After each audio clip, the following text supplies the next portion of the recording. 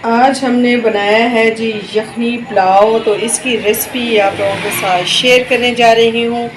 बहुत ही टेस्टी, बहुत ही मज़े का दार और झटपट तैयार होने वाला बीफ यखनी पुलाव की आज रेसिपी आपके साथ शेयर करूँगी।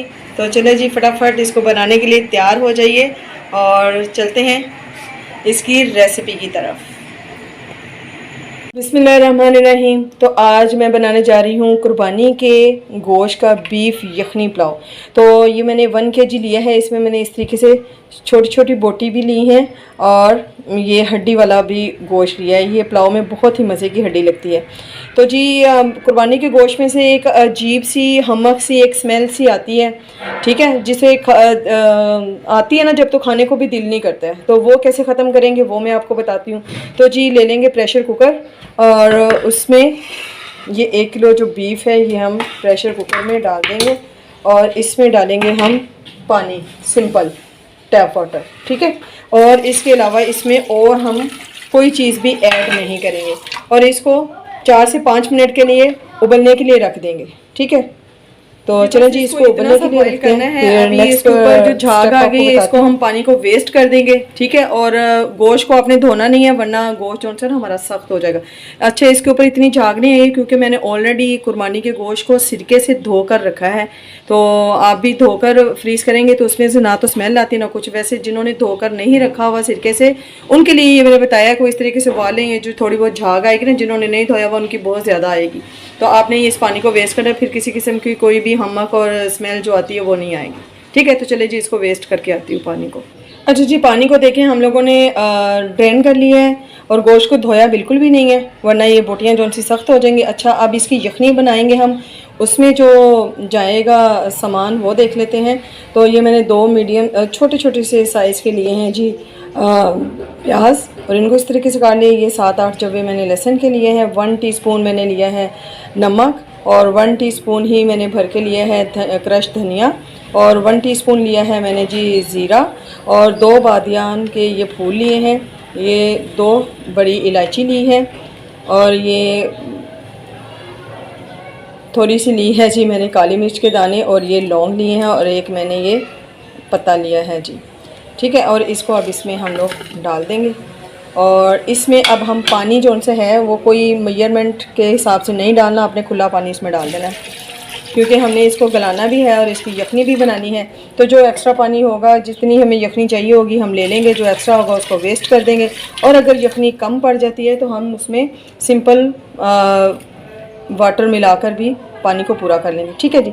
अब जी इसको मैं 20 मिनट के लिए लगाऊंगी, सीटी लगाऊंगी इसको और 20 मिनट के बाद फिर आपसे मिलती हूँ। इसे आप प्रेशर के बगैर भी बना सकते हैं, देचकी में भी, लेकिन उसमें थोड़ा टाइम ज़्यादा लगता है। तो हमने टाइम की करनी है बचत और इसको फटाफट बनाना है तो इसलिए हम प्रेशर में बना रहे हैं। तो ये झटपट से हमारा जो सा ना मज़ेदार सा बीफ यखनी पुलाव जो सा है वो रेडी हो जाएगा, ठीक है। तो चले चलते हैं, इसको रखते हैं चूल्हे पर और 20 मिनट की इसको मैं सीटी लगाती हूँ।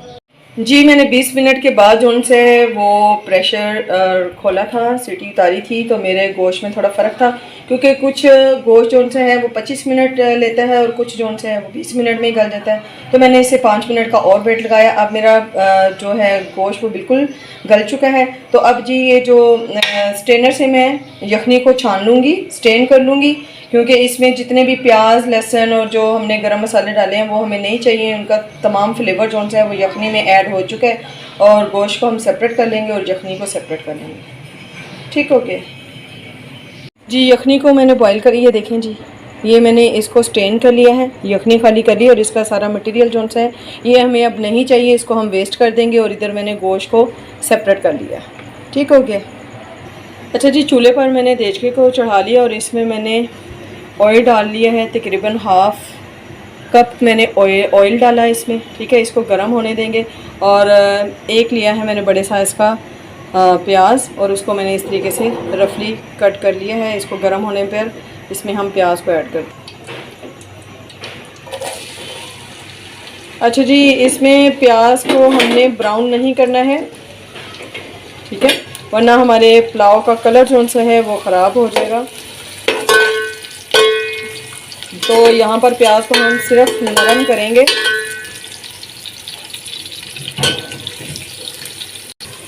जी प्याज हमारा नरम हो गया, इसमें 1 टेबलस्पून मैंने डाला है गार्लिक पेस्ट और इसको भी इसके साथ ही फ्राई करेंगे। इसको अभी इसलिए डाल दिया है, अगर हम प्याज को और ब्राउन कर देते तो हमारे पुलाव का कलर जो सा था ना वो काला काला आना था, वाइट वाइट पुलाव नहीं बनना था। तो पुलाव मज़े का लगता है जब उसका कलर भी पुलाव जैसा ही आए। ठीक है, तो इसको थोड़ी देर हम फ्राई करेंगे, उसके बाद फिर नेक्स्ट हम इसमें डालेंगे। अच्छा जी, अभी मैंने एक मीडियम साइज़ का टमाटर लिया है, वो इसमें डाल देंगे। ठीक है, देखिए कलर का प्याज का कलर जो है वो हमने डार्क नहीं होने देना, इसको हमने वाइट वाइट ही रखना है।